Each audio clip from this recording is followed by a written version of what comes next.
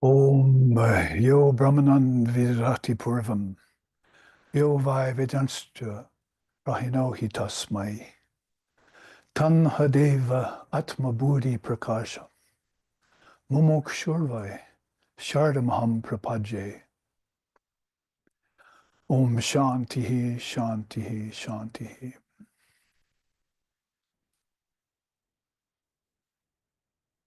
That one, indivisible, formless, all-pervasive presence,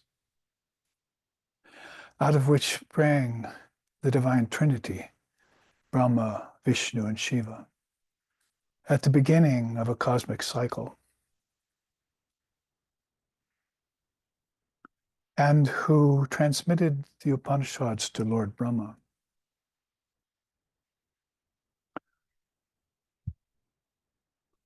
Who is an eternal bridge to immortality, who is partless, faultless, actionless, and divine, who resembles fire that has consumed all its fuel. I go for refuge to that non-dual Brahman, whose light turns the attention of mankind to the Atman, the indivisible self within all. And there shines that Brahman.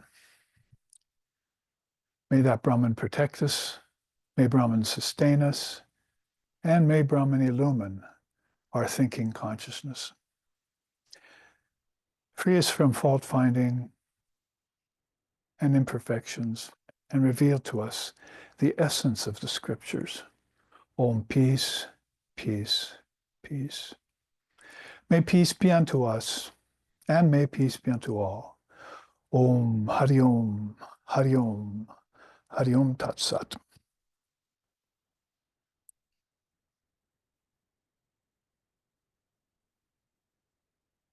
So it's good to be back home in Hawaii, in the islands where SRV is based these days, in their two centers, which we call Kedarnath and Badranath.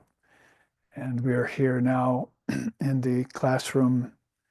I'm facing the shrine room with the divine images of Sri Ramakrishna, Holy Mother, and Swami Vivekananda, who greeted us also in India recently when we all, many of us, a good 15 of us, took a pilgrimage to India and did a retreat at the Sharda Tapovan, a rather new center.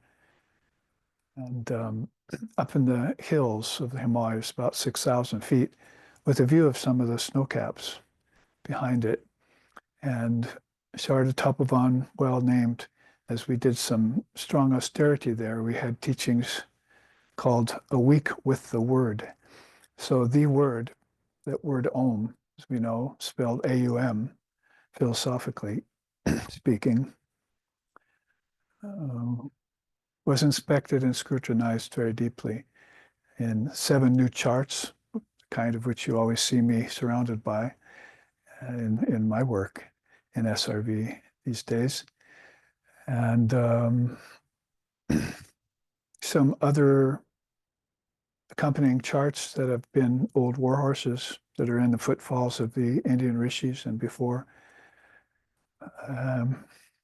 all evincing the awareness and consciousness of the existence of the word as a rather medium or matrix between non-duality and duality, between formlessness and form, between non-vibration and suddenly the inexplicable emanation of vibration that comes up when the word occurs to Lord Brahma's mind, as I just chanted in that beautiful Upanishadic sloka. When that word got transmitted to Lord Brahma by the Mahashakti, and he projected it into the seeds of unmanifested Prakriti, and everything then started into a new cycle, which we know is called a yuga. Those yugas, more properly, are Chatur Dasya yugas. Those are 4 of them, always come as one. Satya, Dwapara, Treta, Dwapara, and Kali yugas. Uh, Ironically enough, named after the throw of a dice in a dice game. It's like how chancy, you might say, and how risky, and how much you gamble as a transmigrating soul when you enter into a great gambling game like life in the four yugas, life on the physical realm, the burlokas, the different lokas, and so forth. All of that, of course, got explained profoundly and deeply in the teachings on Om, because that has to be where we revert back to. You might say if we revert back to a philosophical concept, then it would have to go back to Om. And if we return to a anthropomorphical theological idea, then we'd have to go back to the Trinity, Brahma, Vishnu, and Shiva. So you can think about it really either way. There's a deeper explanation in Indian philosophy, at least, about the saying that Jesus used, in the beginning was the Word was with God, and the Word was God. Those are three different things. I might say three different phases of the Word. You can also talk about the Word in terms of your own consciousness, which we study deeply too. That's called waking, dreaming, and deep sleep. And A stands for waking, U for dreaming, and D for deep sleep. So there's a way to enunciate that with words, and there's a way to contemplate it on it with the mind, and there's a way to plumb it with the intellect, and there's a way to graduate beyond the individual self into the indivisible self, as we were just chanting. And that's by contemplating the Word. All the great seers have, of course, acknowledged that and recommended it to us. All our mantras start with that word, and it doesn't matter what tradition they're in. If they're Eastern mantras, they start with that word because everyone acknowledges the primacy of the word. It's the primeval vibration, if you want to call it a vibration. It's an unstruck sound. Sometimes they explain it in that way. And the tantras come along early on and say that too. Nobody ever strikes the word, causes it to vibrate. It's always vibrating. So that makes us look deeper into its manifestation and its other side, which is non-manifestation, that everything has to come through that great bijam, Om, in order to gain its form, to earn its name, to visit space, to spend time, and to deal with karma, cause and effect that comes by entering to all four of those. In other words, what Vivekananda told us early on in the 1800s and early 1900s, when he told us the definition of Maya, because people had come from the East before him. They were beginning to come to the Western nations like in England and America, and were calling Maya an illusion. But he said, no, actually, it's rather a statement of fact. And it's made up of 5 things, which are impositions over the soul, the Atman. That's called Namarupa, Deshakala, and Nimitta. That says Namarupa is name and form. So that comes out of the word. After there was nothing before that. Yesterday we heard some of the suktams and some of the Upanishads and even the Old Testament talking about how in the beginning there was a nothingness. But the Indian seers know that nothingness was all the unmanifested side of Om. And when it vibrated again at the behest of the dynamic power of Shakti and came through the Trinity, then the worlds began to form again in yet another cycle. The great secret is that these cycles are going on and ending continually all the time. It's sort of like Jansen Beach when I was a boy in Oregon, had this big roller coaster. So they did keep that thing going day and night because people would want to get on it. And there's even a funny story of some of the Ramakrishna Order Swamis getting on it one day, although my teacher declined to do so. He was with them. Swami Shishanandaji Maharaj, peace and blessings be upon him. But like that, it's this roller coaster ride of cycles of time that come rolling out of the word. Also, aligned very much with the Mahat, the great mind. Also called the pranava, to show its connection with energy, with prana and psychic prana.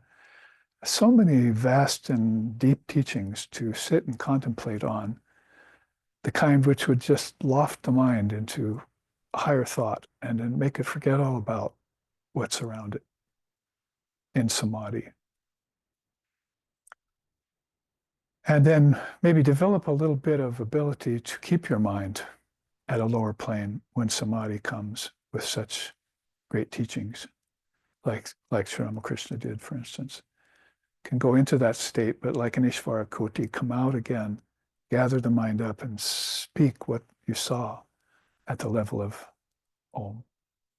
When I saw Om, heard Om up close and personal, as it were, he said, then I saw that it was continually generating worlds. But as it did so, no time was passing.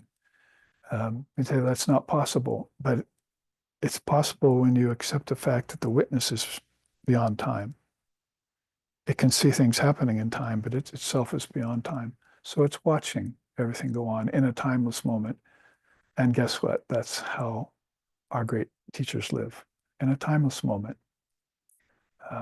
The eternal moment, sometimes we call that. Everything that's in the three phases of time that Shiva presides over, we call that past, present, and future, right?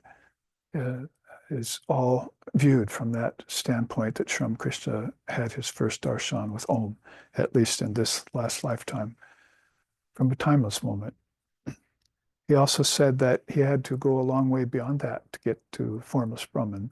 So the Om had within its expanse all these various subtler vibrations that were, as it were, if possible, modifications of Brahman, the non-dual Brahman, that it was itself breaking into very subtle waves at a pashanti level of the word before it went completely para. It's much supreme, that is.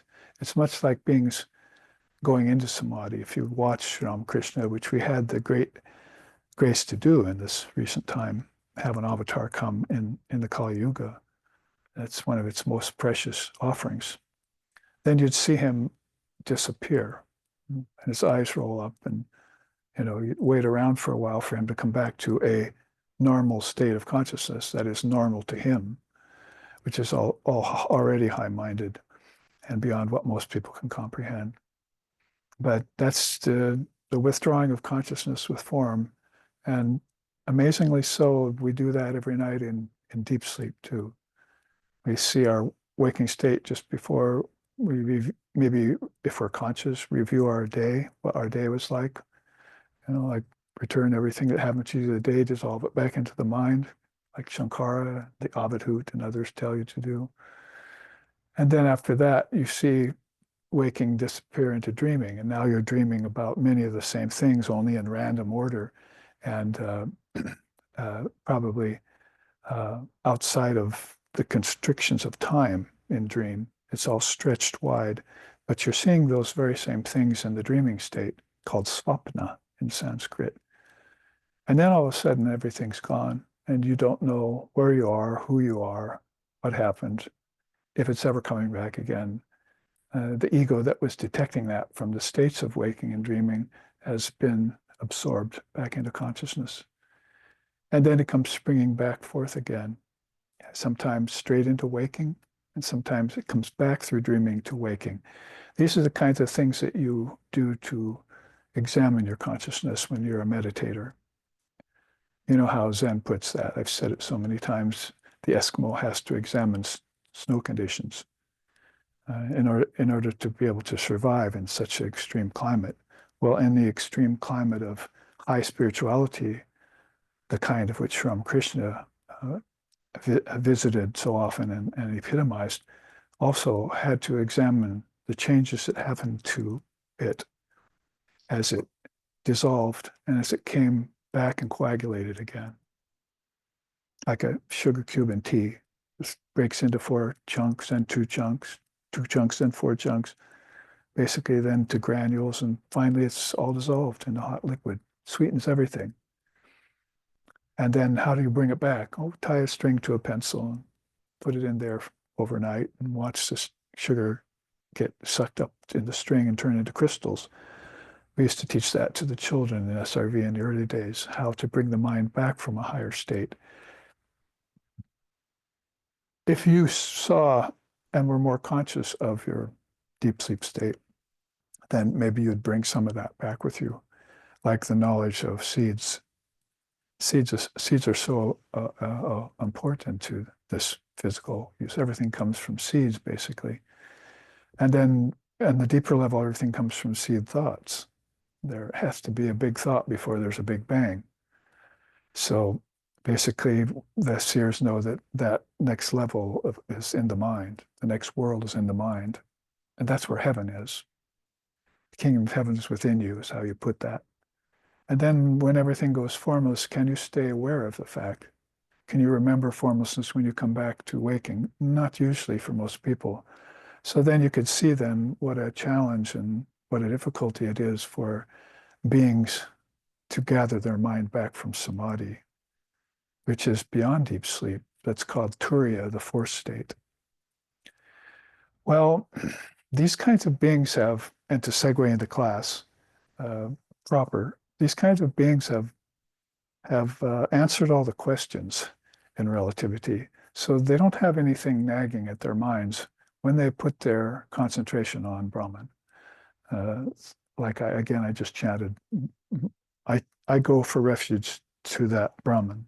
You see, Padya is the word, the feet of Brahman, as it were.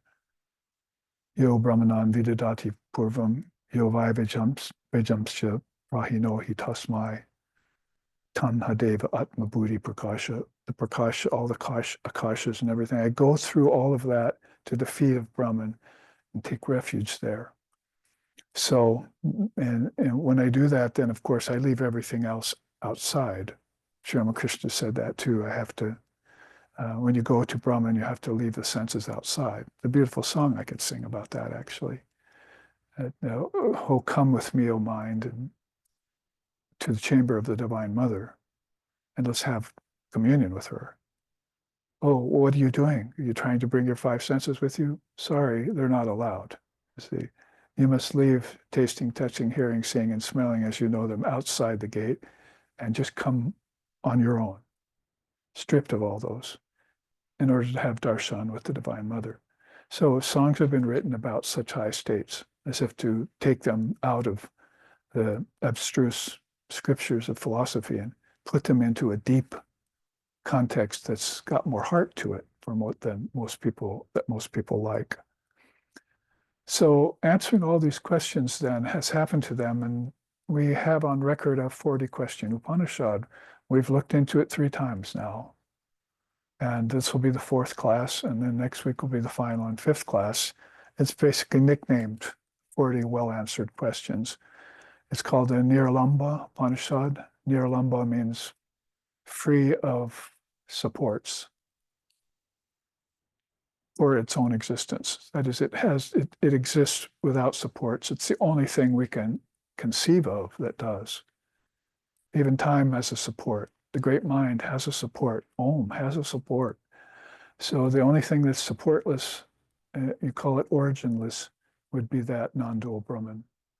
And so we put our minds upon that non-dual Brahman and ourselves realize a kind of freedom that relies upon nothing else, isn't it? So all of a sudden, the alamba or alambanas that Father of Yoga talked about that support everything, if we've answered the questions about them and we've come to the definitive answers, now we can have that experience that's beyond them. What were the questions over the last 3 weeks?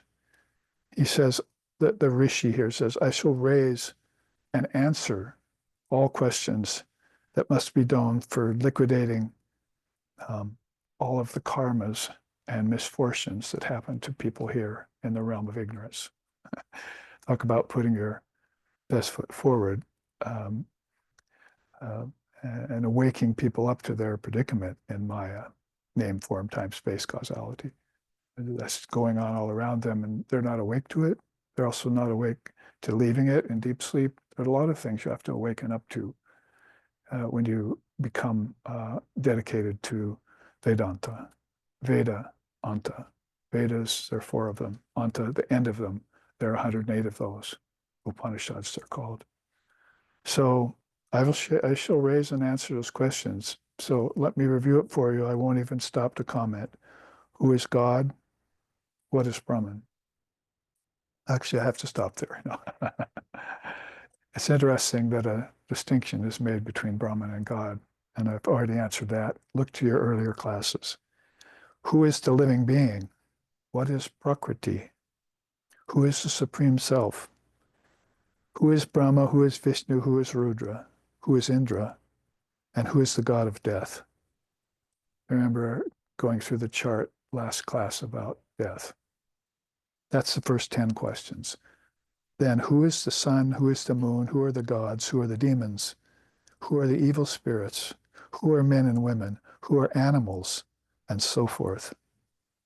And what is this? What is immobile that underlies them? And that brings us up to 20 questions. And then remember, we got into the 21st. What is a Brahmana? What are those who are knowers of Brahman? And right after that, what is a caste? And that's where we stopped. They looked at the 4 castes. So these 21 questions we're taking up, so I'm not going to go into great depths about it anymore when the classes are already on record and you can look back on them. You also have your notes that you're taking. But the next questions we'll take up in this class are all rather connected. That is, what is a deed? What is a non-deed? What is knowledge? What is ignorance? What is pleasure? What is pain? What is heaven? What is hell? What is bondage? And what is liberation? All of those are very connected. And that's questions 22 through 31. Next week, so I'm going to end the class here now that we've studied the Upanishad. Next week, we'll start from 32 and go to 41. Of course, I'm just kidding. Now we have some 45 minutes here to look at questions 22 through 31, starting with what is a deed and what's a non-deed? It's actually a very interesting question because if you are a Westerner and so forth, you'd probably say, when I act and when I don't act. But in India, a deed and a non-deed is given a much deeper connotation. And it's not all good. Most people do their deeds in laziness or in restlessness, right? Or they'll do their deeds for the sake of pleasure or to escape pain, or they'll do their deeds for fame and for money, for sense objects, for power. You can go on, but too many fingers, not enough fingers on your hands, to cite the kinds of deeds people are doing that are karmic, karma-bearing in the field of karma. Those are suffering-bearing things. And they don't know that because happiness is a kind of suffering as well. If you have it, then it's going to recur on you in the form of its opposite. So this is why I say pleasure and pain. Questions 26 and 27 are also so connected in with this. Also with heaven and hell. Because you usually think of heaven as something where you're going to get pleasure and not pain. And you think of heaven as somewhere you're going to get pain and not pleasure. But India doesn't take that standpoint at all. Heaven and hell are both to be transcended because they all play back into these very sets of dualities you're finding here. He who has ignorance, he who has knowledge also has ignorance. And he who suffers ignorance also has knowledge. That one who has pleasure will receive pain. And that one who goes to heaven will also be aware of hell. And that one who is bound, trying to get liberated, see, all of those are answers that are very pointed and almost hold the answer in the sets of dualities themselves. We know dualities are called dvandva mohena by Krishna in the Gita. Deluding. Dvandva is two. Anything that comes at you in the form of twos quite often carries a deluding element with it, especially if you get attached to it as being the only reality. There are 2 ways out of that. Become a non-dualist and study Triputis. Triputis are a third doorway in a duality. So if there's heaven and hell, there must be some third doorway that goes beyond them. That's the way the rishis have always thought in terms of not just possibilities, which is hopeful, but probabilities. Because as we will find out in May's Windward Retreat and along the Columbia River Gorge, Sanskrit words hold and infer a lot of power just by their existence. Like if you're talking to someone, you say the word Kaivalya, it's going to carry a whole different weight than if you're talking to someone and say the word freedom. Because if you say freedom, oh, freedom from work because I get a vacation. Oh, freedom from the dictates of, you know, a warmonger in the next country who's declaring war on me.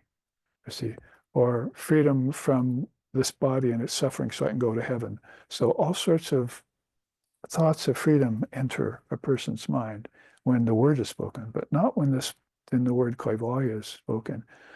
If you ask for the definition of it because you don't know Sanskrit, then you'll find out that it means isolation from nature. And you never had a thought like that in your life, maybe in many lifetimes, that nature was to be transcended, could be transcended, and that actually it was a goal in Indian philosophy and religion to transcend it. And the way you go about transcending, of course, is going to be by realizing that the kingdoms of heaven are within you. All of those that were projected out by the word that trickle down into different levels of vibration, like solid things, will be retracted again in sleep, in dream, and in sleep, and turned into their subtler components. That's called seeking origins. That's called dissolving the mind stream. That's called involution after evolution happens. So there are ways of explaining in English a word like Kaivalya. So that's what we're saying here, that these dualities have a triputi. They have a third way out, and that's the way the fine philosopher will think about them. That there's always a limitation to them, and there's also a danger to dualities because they're trading off constantly and causing confusion. If thine eye be single, that confusion will not happen. You'll begin to see the Lord. Krishna says that in the Gita. Utkramantan stitim vyapi bhunjanam vimoda nanupashanti jnana chakshushaha. They don't see me, vimoda, they're deluded, who have not, who don't see me coming and going amongst the living, the dying, and those who are being born. They don't see me, but they see who have opened the eye of wisdom. They see me there in the living and the dying, and those who are being born, and as the foundation underneath everything. What would you just call that in question 19?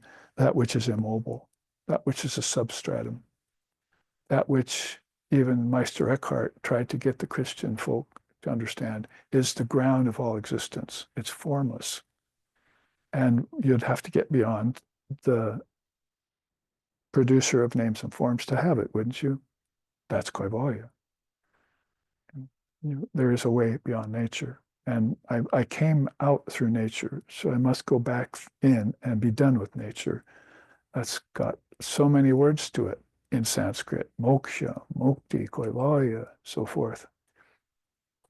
So maybe to bring a little bit of that non-deed into reckoning, we have to look at the difference between what is a deed and what is a non-deed. Most people are doing their deeds in ignorance of the truth.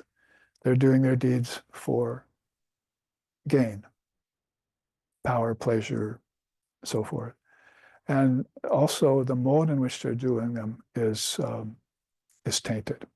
I'm doing this for myself instead of for others. Also, the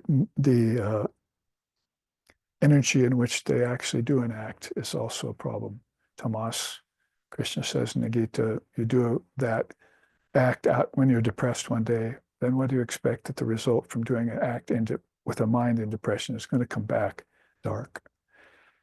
If you do it in restlessness, as so many people are doing in the West nowadays and in the world all over, we just got back from India, cities like Delhi and so forth, how much restlessness is going on constantly. noise and pollution. But that's just the half of it. It's people's rush for doing activity and in a kind of restlessness, as if hoping to gain something in that mode that will satisfy them. But we see that it never does. Peace never comes. Peace, only those have peace, nicho nichanam, chetanas chetananam, who know the eternal beyond the non-eternal, who know the consciousness beyond all that is ignorant. So in that way, a non-act and an act are very interesting. So I've talked a little bit about an act and how most people are doing it. You'd think that that would be a good thing to do. But you qualify that by saying it would be a good thing to do if you had mastered those modes. Your mind's not restless when you do them, your mind's not slothful when you do them, and your mind's not attached to pleasure, sattva, when you do them.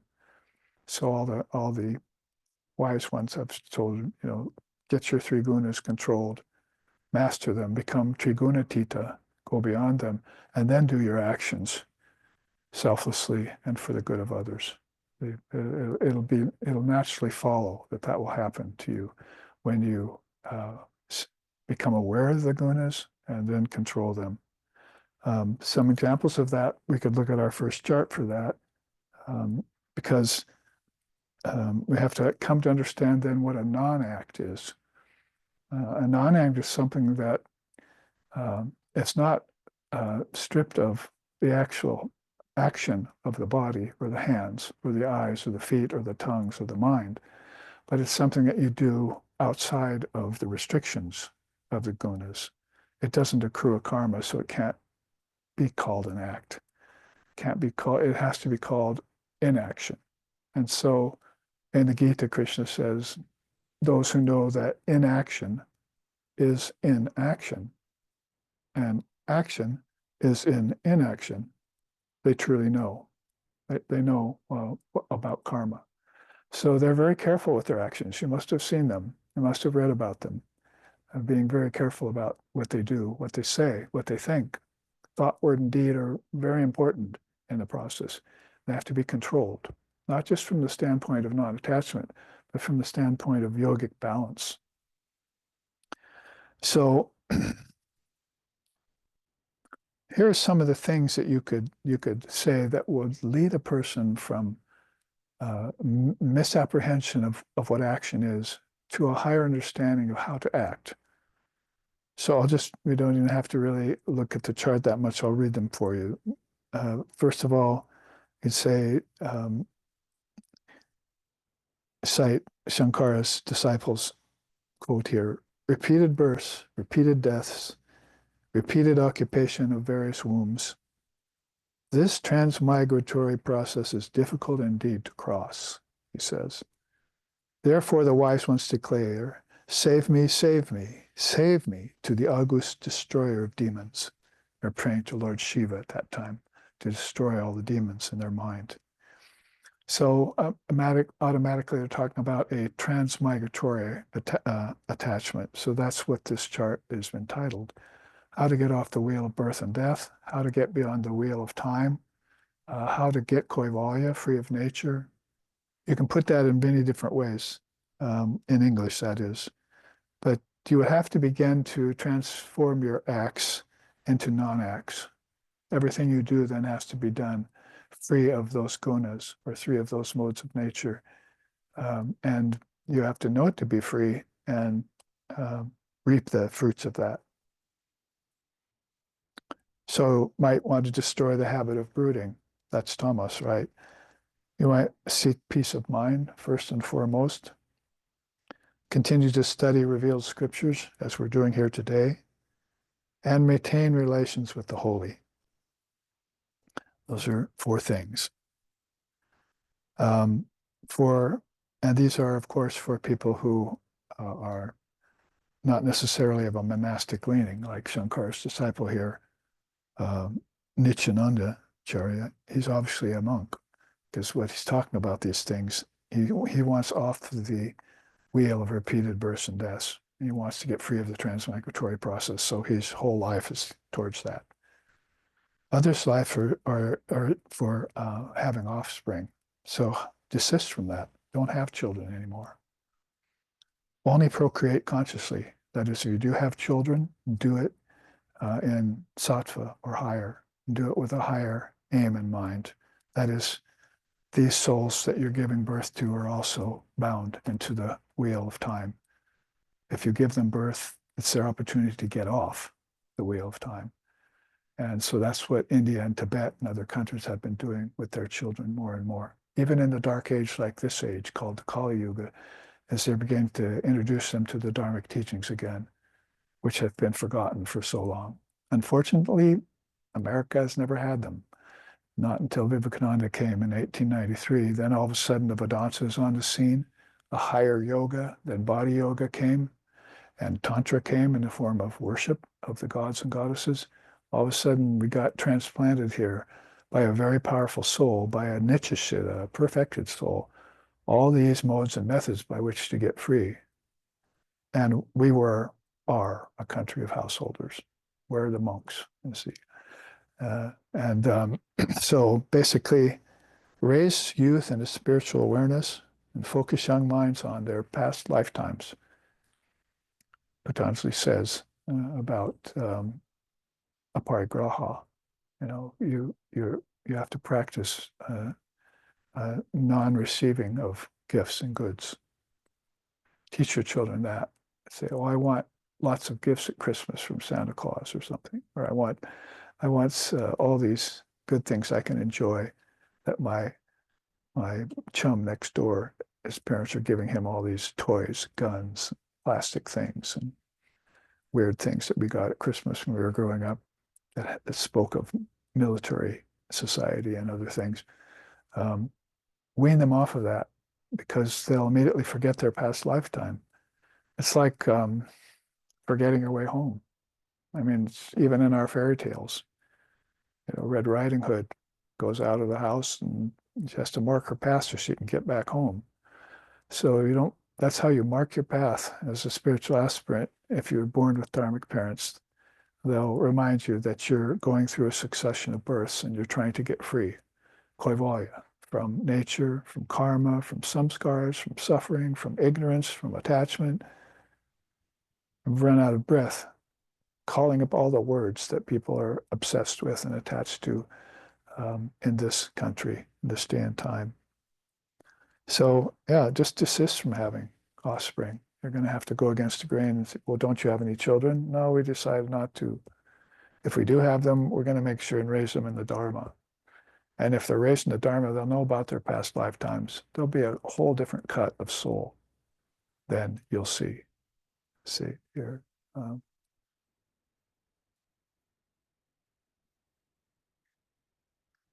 There's some quotes coming up that I'm reminded of already that have to do with that.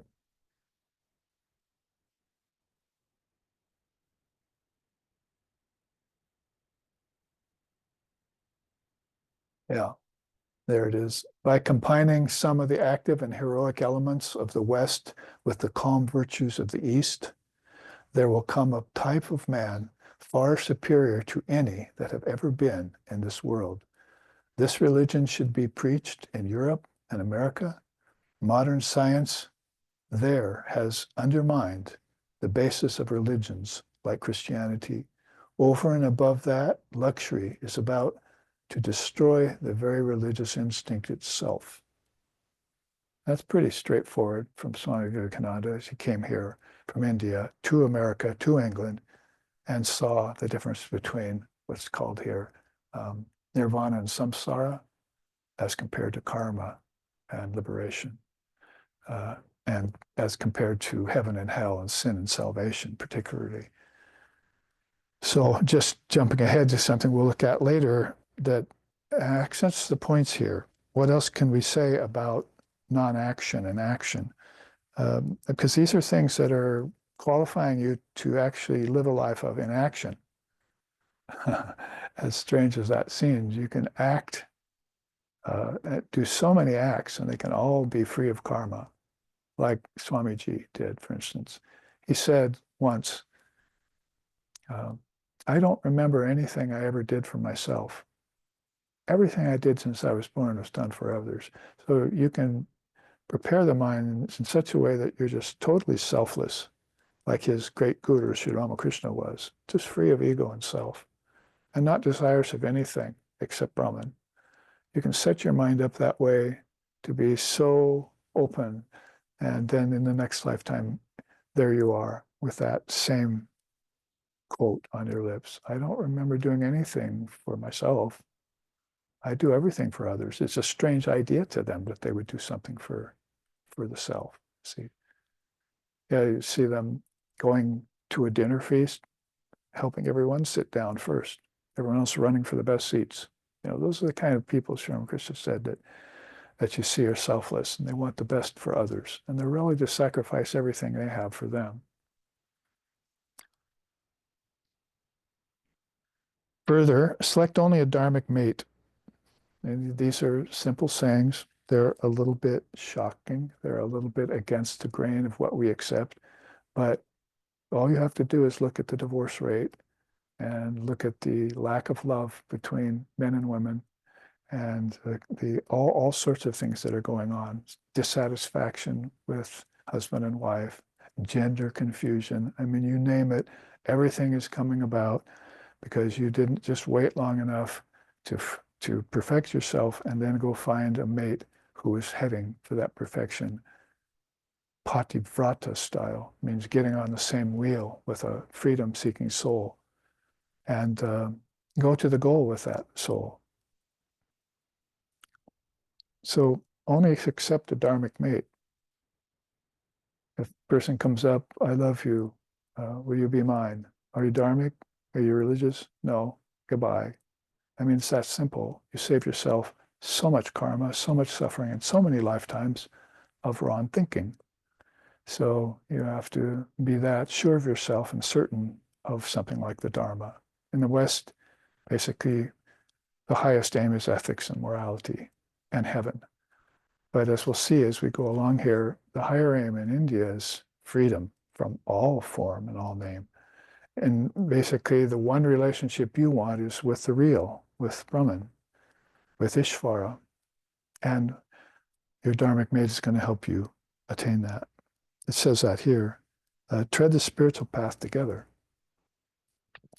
Raise dharmic family and raise them in yoga. Now, if you want one word that describes the difference between inaction and action, it would be yoga. If you're doing everything in yoga, thinking everything in yoga, breathing in yoga, striving in yoga, then you don't have to worry about the gunas. So we had that God blog last week, right? Sri Ramakrishna saying that. Basically, if the mind's just centered in God, if you put God as the center, then what are all these other things? They're not even in the picture anymore for you. They're not coming along and interrupting your balance, your yogic balance. So yoga itself is a goal, if not a penultimate one, even an ultimate one. It's not yoga as practice, although that occurs along the way. It's yoga as perfection. And your soul is that perfection. Your Atman is already that. I chanted that yesterday morning. Om Natu Naiva Manasuvan, Natu Naiva Natu Shudam Goda Padesham Natu Naiva Shudam Manavanasham Natu Naiva Shidam Sadanga Yoga Natu Naiva Shudam. None of those things will perfect you, the Atman, because the Atman's already pure. So there's a remaker of the mind, right? If you walk around thinking, I'm a sinner, I'm worthless, I can't surmount the gunas even when I hear about them. And all of a sudden your teacher tells you, but your Atman has already done all that for you. Realize that. Place your mind in Brahman and realize Brahman. You are one with that. And so the tunis that you lived in for many lifetimes, with its replete with its sets of dvandva mohenas, is now all of a sudden rendered single, right? Mula maho dukam, vaita mula maho dukam, nanyatas asti besajam, the Advaita says. It's this dual vision that you've been living with all your life, seeing two and accepting two, that causes your soul to suffer, um, only that wisdom that declares that you are one with Brahman and perfect will render this eye single. Will take these two eyes and make them one again. Why? Because consciousness is non-dual by nature, and thou art that. They're not stopping at calling God perfect. They won't stop till they realize that that God that they're calling perfect is also you. It's your essence. Meditate on the essence, not the non-essence. So that's act and non-act, right? The act is always meditating and doing and everything on the non-essence. But when you change your mind to think in that special, not advaitic way, then every act you do is going to be consummated in perfection, because perfection is all there is. You can rely on it. If you like money, you can go to the bank on it. Take it to the bank. Take it to the real bank of wisdom, the vault of wisdom that belongs to Divine Mother. These are all pithy points to ponder in this interaction between karma and akarma, or vikarma. Further, take firm vow of ahimsa. It's going to be called upon you. It's going to be enjoined upon you to become nonviolent. It's just not going to wash any other way. Can you do violence as an inaction? Yes, you can. The Gita is a good example of that. Arjuna is learning that in the battlefield. But that's only for those souls who see everything as a play and see everything as a projection. You can't kill a projection. You can't make a projection suffer. And all these beings are acting like projections. They think they're bodies. And so Krishna says in that, well, this wake them up right away to their essence. Go and kill them, Arjuna. I mean, that's a very radical thing to come upon in scripture, but all the scriptures are full of war. It doesn't matter what religion you're looking at. So what is this that we have to learn about that even these revealed scriptures that you're supposed to keep studying are telling you to transcend this duality of good and bad, pleasure and pain, virtue and vice, life and death, destruction and non-destruction, existence and non-existence, bondage and liberation. You can't keep batting back and forth in those, thinking maybe having some hope that one of them's real and one isn't, and then return to the other one and think opposite. That's the ping pong of the mind, ping pong game of the mind, back and forth over the net of lifetimes. You want to be free from that and think clearly for the first time in your lives. Not for the first time in your life, for the first time in your lives. So take a firm vow of non-violence. Even do it as an experiment, we're saying, and see how your life changes, how violence all of a sudden decides not to enter into your life. Violent things stop happening to you. Eliminate the self-serving spirit.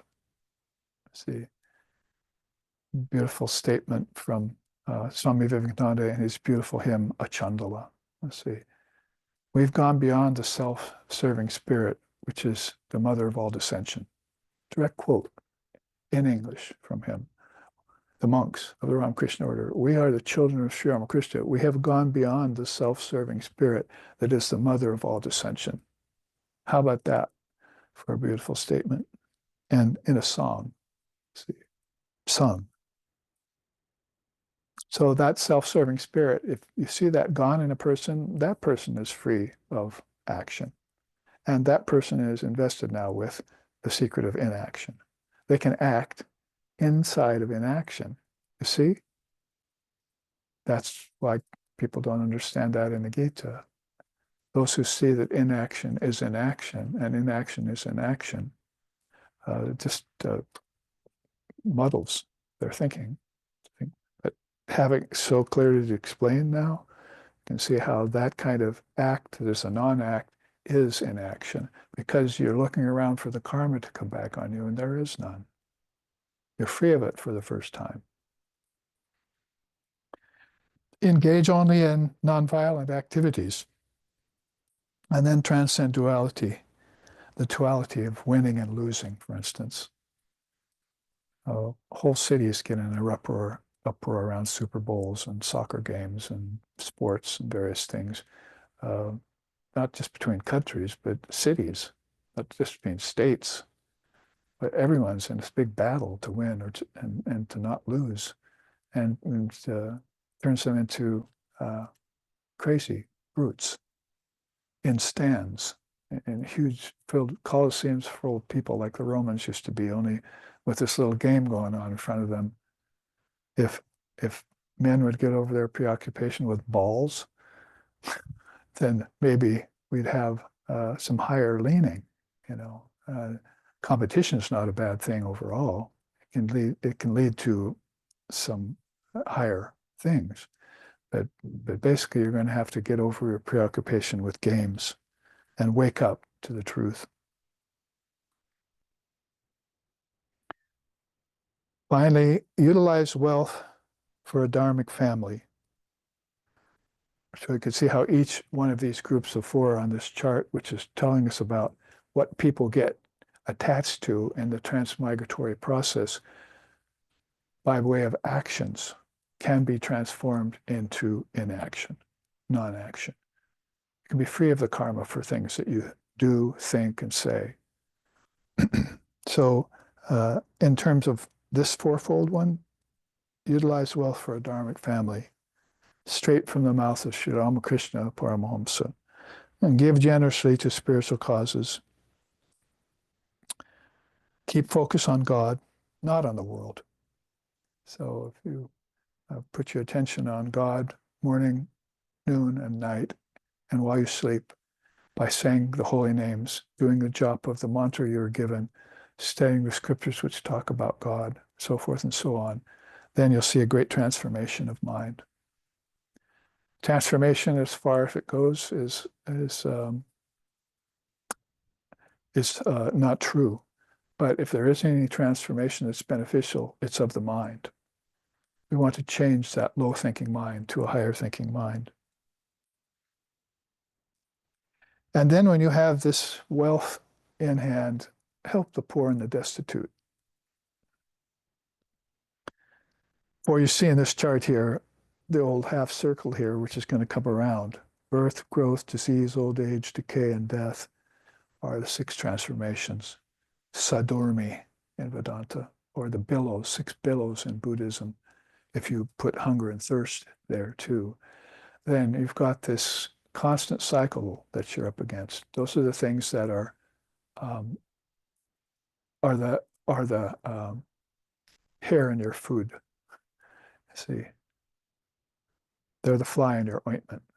There are a bunch of sayings in the West that have to do with things that aren't nice to come upon. So those are the real things that are problematic in this life of insouciance and joy seeking and so forth. It's these six transformations.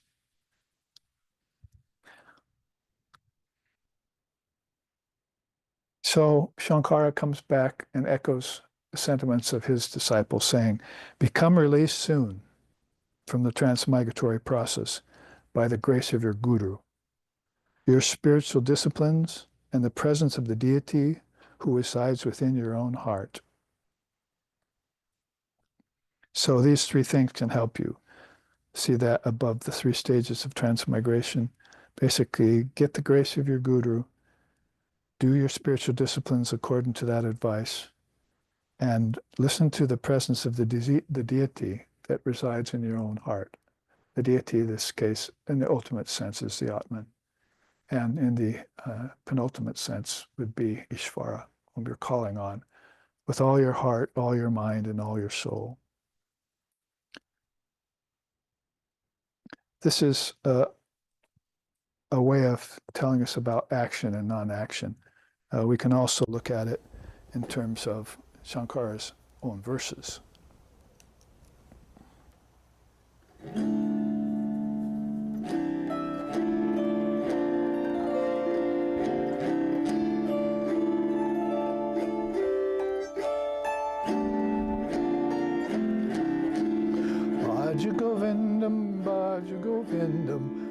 Bhaja Govindam Mudhamate Samprapte Sanihite Kale Nahi Nahi Rakshati Dukarin Karane Balastavat Krida Saktas Tarunastavat Taruni Sakta Kridastavat Chinta Sakta Pare Brahmani Kopina Sakta Bhaja Govindam Bhaja Govindam Bhaja Govindam Mudhamate Samprapte Sanihite Kale Nahi Nahi Rakshati Dukren Karane Bhaja Govindam.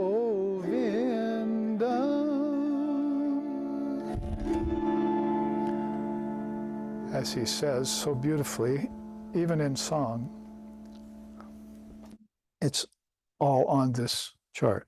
When I was a baby, I was attached to my mother's breast. When I was a young boy, I was attached to sport. When I was a young man, I was attached to a young woman. When I was middle-aged, I was attached to business, money, and success. And when I was old, I was attached to anxiety due to the fear of death. But to the Supreme Brahman, alas, I was never attached. So you can see how backwards it all is, unless you put God first and foremost, at the very center of your being.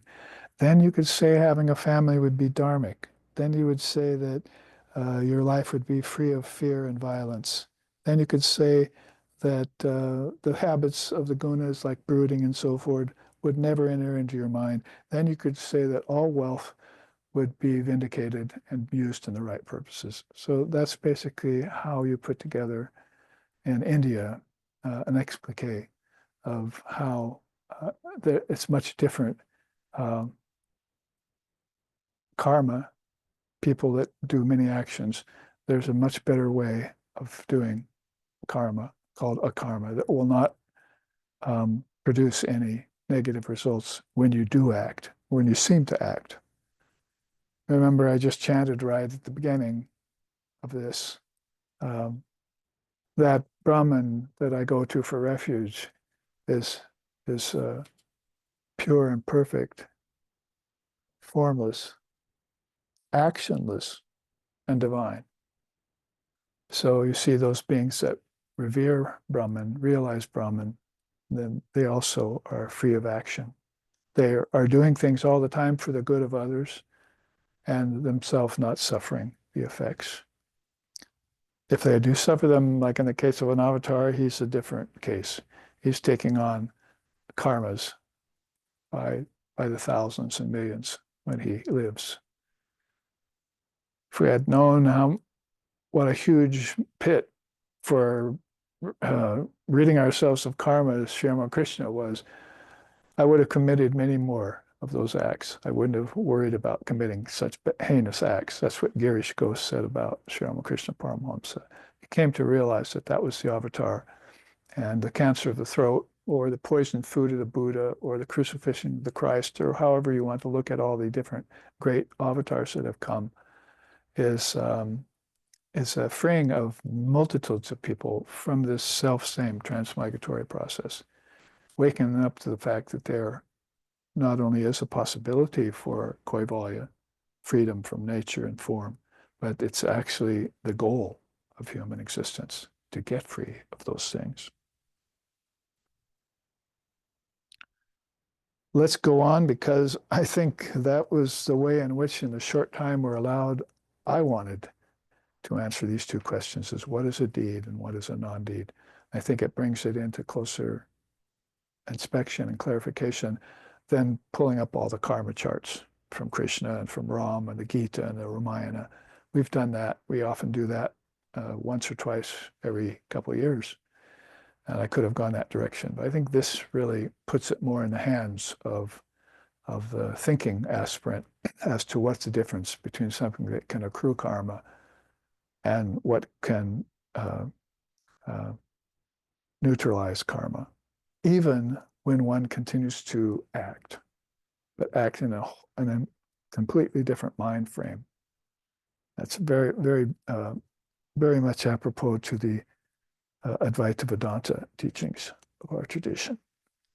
Let's look then here at this next chart, which has to do with what is knowledge and what is ignorance.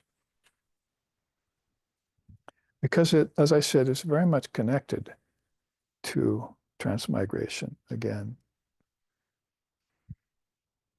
One of my favorite images that I've found is just one at the top third of the chart that I labeled Mahamano Maya. The Mahamano Maya is this matrix of rebirth that's going on all the time. And see the Divine Mother giving rise to the child. Doesn't it just remind you of what we just sang? Valastavat Krita Saktaha Tarunistavat. How when I was a young baby, I was attached to a mother's breast. And when I was a young boy, I was attached to sport and so forth. There you see them coming out of that cornucopia of rebirth, one after the other, growing up without ever knowing that they can get free of it, and also returning to it at old age. It's a constant cycle that's going on. It's a very good image to show that, somebody thinking very well along the lines of the highest Eastern philosophy that called non-duality, that looks at the problems of ignorance and samsara.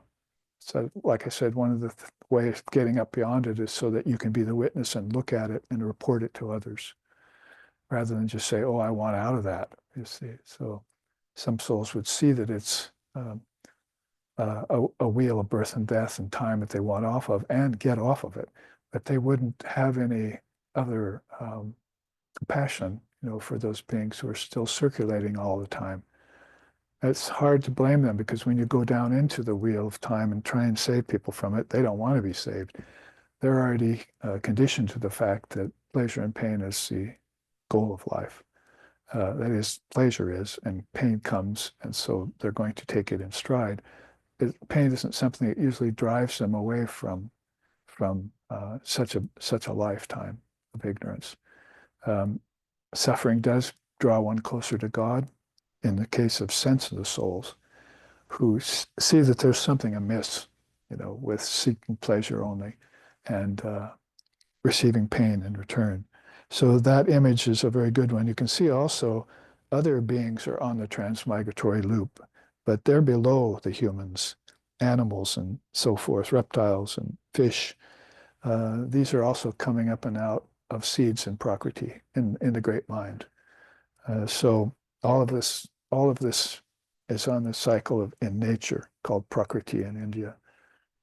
This happens to be the manifested side of Prakriti, but where death is the unmanifested side of Prakriti. So everything comes out of something. Nothing doesn't exist. This is, if you look at that central point of Mohamano Maya, that is how the mind gets influenced by Maya and becomes deluded, is because the secret is all in that idea that I have been born, I am living, and I am dying. That's a false assumption. What you hear from the great souls is that Nam Richor Nashaka, Name Jati Beta. I have no death. Why? Because I was never born. Back to Shankara again. Nam Richor, Name Nashanka, Name Jati Beta. See? So basically one of those beautiful hymns by Shankara again, which announces that loud and clear for all souls who will stand up and listen to.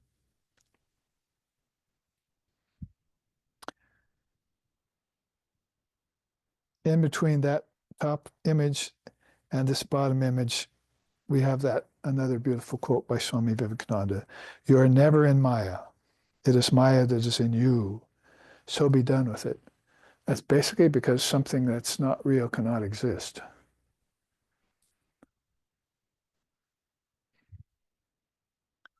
As Krishna says, the unreal never is, the real never ceases to be.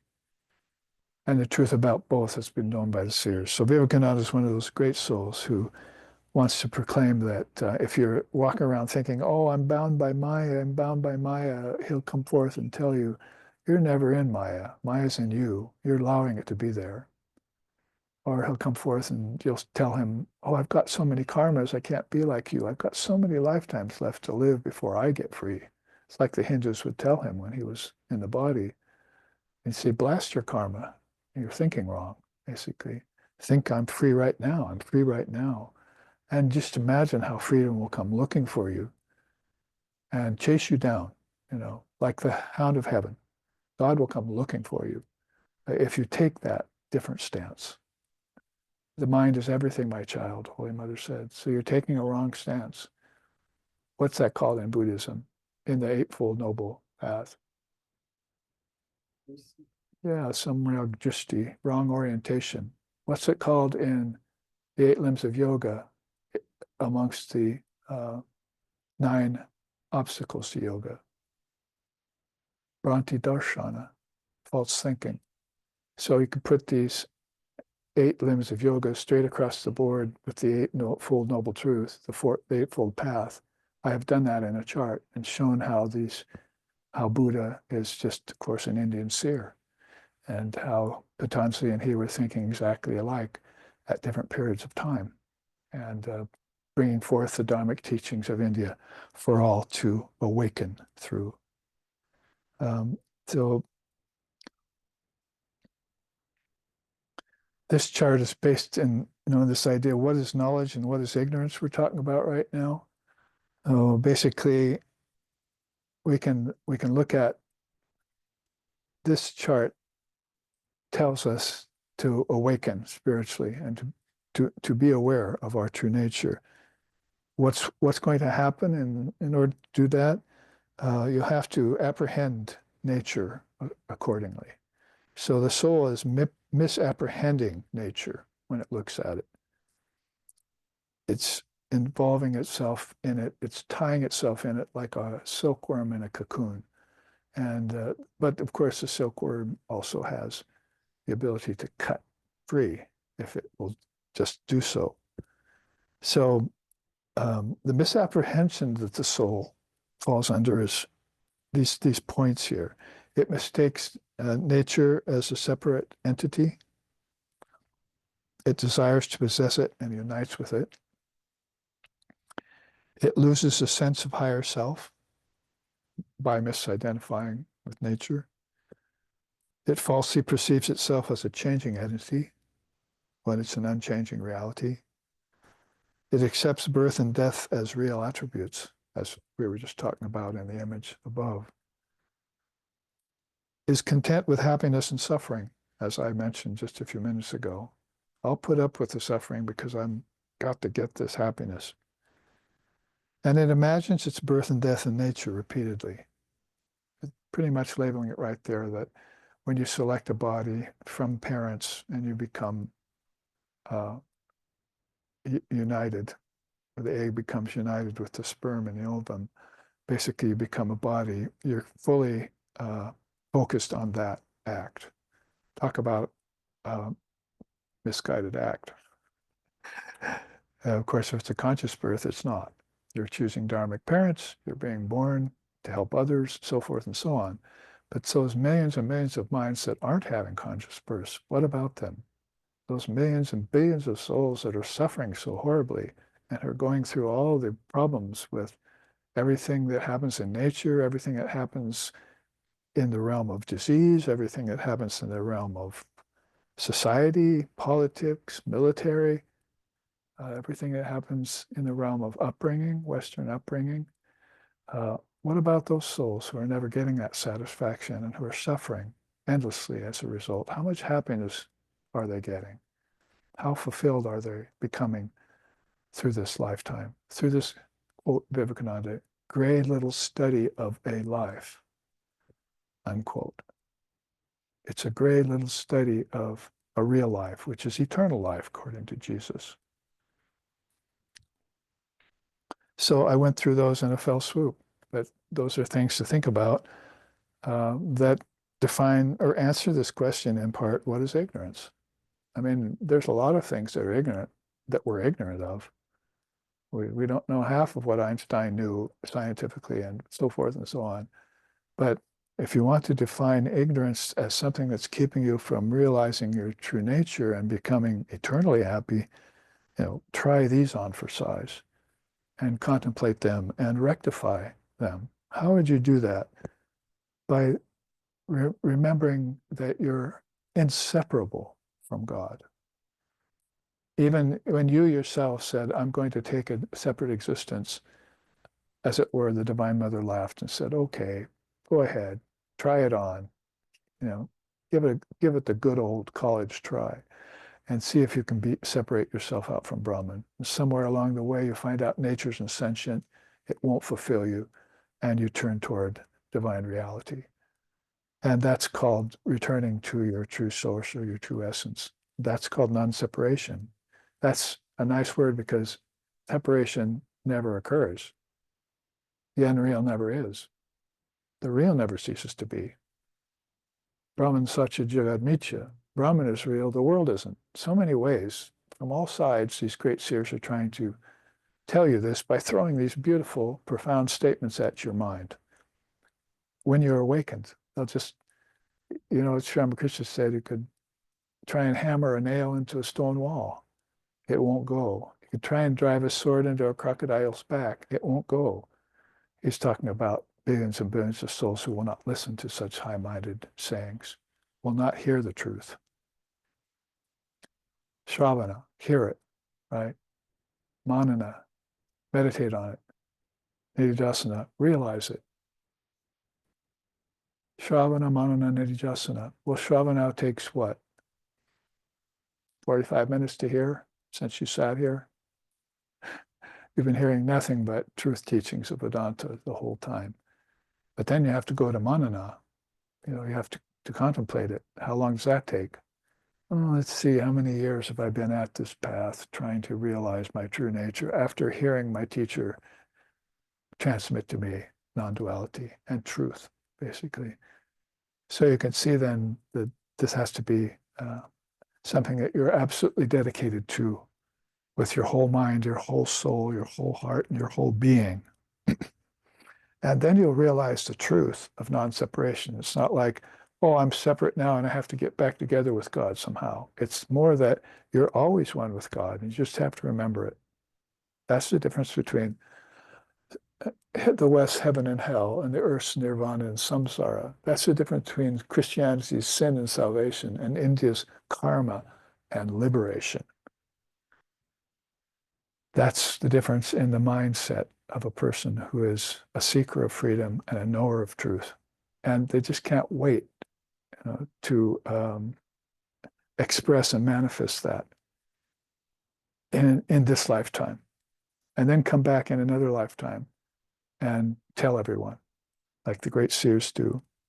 Well, what's under the truth of non-separation, which is already a fact? Nature is separate from the soul only in consistency, not in locale. So you can't find nature existing somewhere outside of the mind, and the mind existing somewhere outside of the Atman, and the Atman existing somewhere else than Brahman. There's no space to go to when all of space is inside of you. That's how Vivekananda put that. There's no time with which to leave Brahman when all of time is within you. So you have, as I was saying in satsang yesterday morning, you have to stop. And that's a non-act right there, isn't it? An act is to keep going with the wrong orientation. But if you have the revelation, you stop still in your tracks, you sit right there, and you're in samadhi. And it stuns you, as we were saying yesterday. That's called jada samadhi. So basically, you just sit down right in place, and you're not going to rise up from your seat again until you've satisfied yourself with that nectar of knowledge that just occurred to you. Going to bring it in full and imbibe it, drink it, quaff it, take it in, benefit by it, get nourished, finally. So nature is separate from soul only in consistency. It's different. It's different in its material. The soul's material is pure conscious awareness. Nature's material is prakriti, seeds, things, forms. And that exists inside of consciousness, not separate from consciousness. So that's the fullest realization you can have as a realized soul. It's not just to realize nature's insentient and withdraw from it and get free, but it's as you do separate from nature, realize that that's inside of you and that you put yourself into it and that you can withdraw yourself from it. And after you withdraw yourself from it, you can see it all as a divine play. That's called lila. And the great souls come back, oh, I can sport here now in the fields of the Lord, Jesus said. Or I can sport free in the karmashaya without accruing any negative karma, Father of Yoga said. And because those kings of heaven, oh, actually, they are within me. They're not somewhere out there, that I had to run for them or run towards them when I was born. It was all an internal dynamic. In fact, that's why you renounce the external, because you realize that the essence is all having to do with the internal.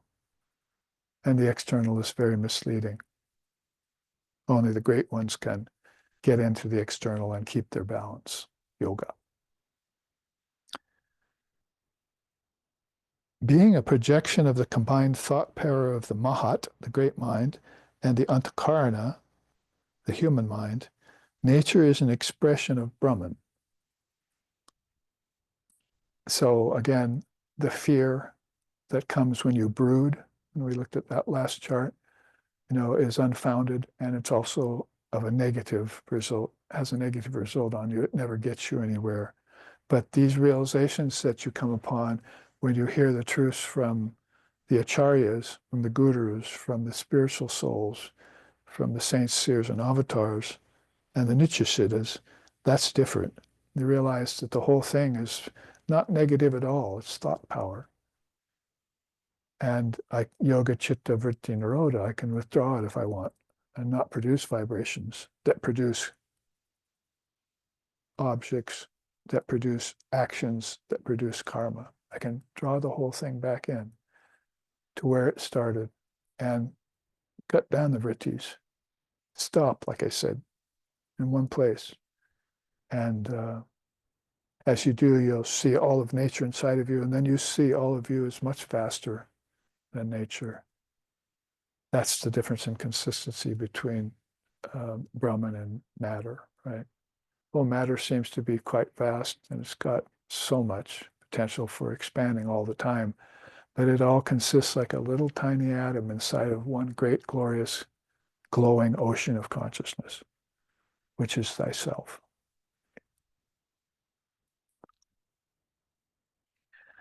Further, appearing in some form at all levels of vibratory existence, nature is both the manifester of primal substance and the facilitator of the relationship between matter and consciousness with form. It's a lot to take in, but you can, now that it's been said and it's been placed on a chart, you can go back and read that over and contemplate it. It's pretty much just a further evolution of the statement before it, because it singles out nature for you as being a manifester of name and form. And it's also that matrix where relationship between matter and spirit comes about, is pointed at as being consciousness with form. Patanjali has something to say along those lines. Even knowledgeable beings, what to speak of others, cling to life and fear death. But through detached observation of the union of the two principles of nature and soul comes recognition of their difference. Ignorance is the result of this union, that is, between nature and soul. With the loosing of this ignorance in the mind comes its end, the end of ignorance.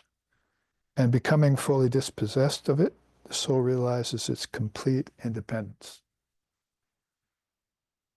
In the slokas of Patanjali's Yoga Sutras.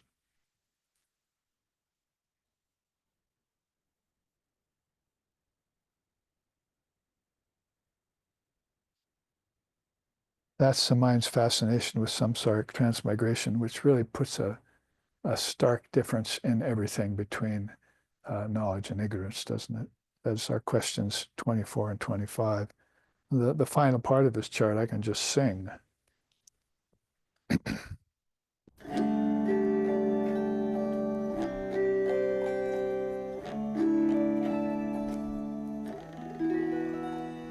Santapa dukkha janako navidhi kadachit Santapa yoga janitam namanaha kadachit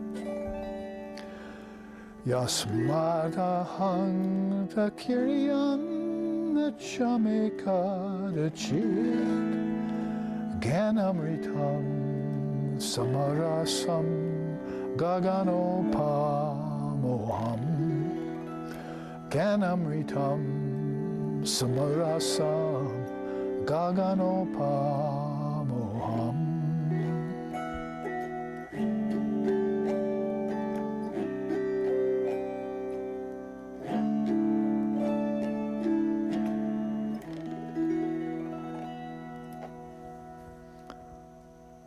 The English for that is at the top of our chart.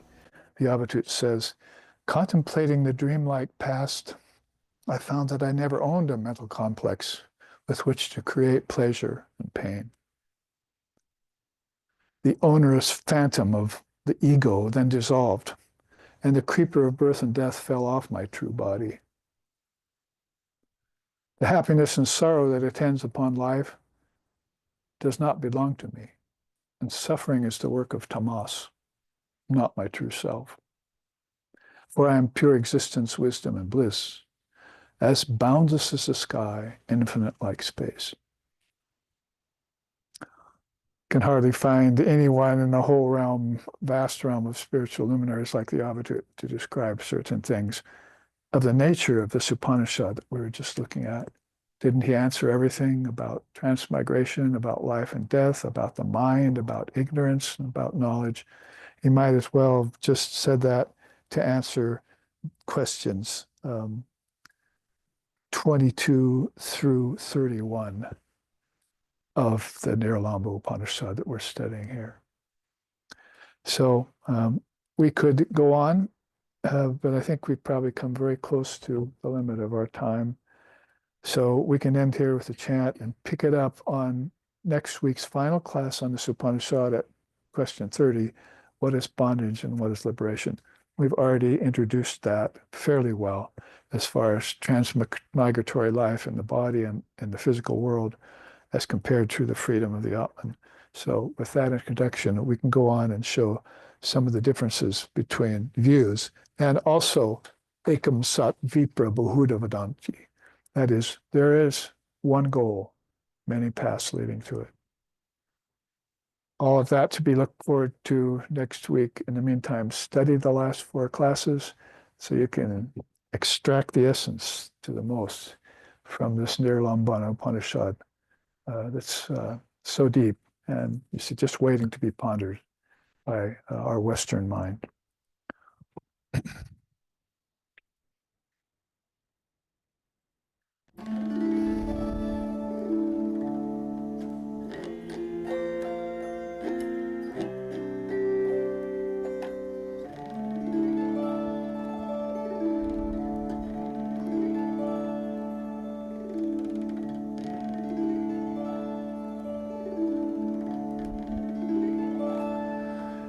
Jananim Sharadam Devim Ramakrishnam Jagadgurum Pado Padme Toye Shritva Pranamami Mahur Mahur Pranamami Mahur Mahur.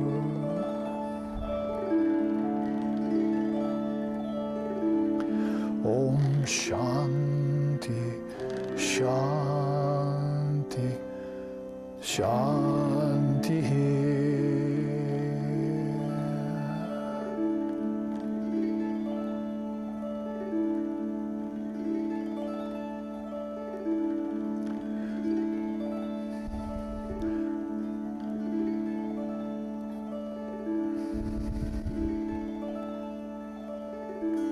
O Holy Mother, Goddess Divine, O Ramakrishna, teacher of all, in bosom holding those lotus feet, salutations to both ever be of mine.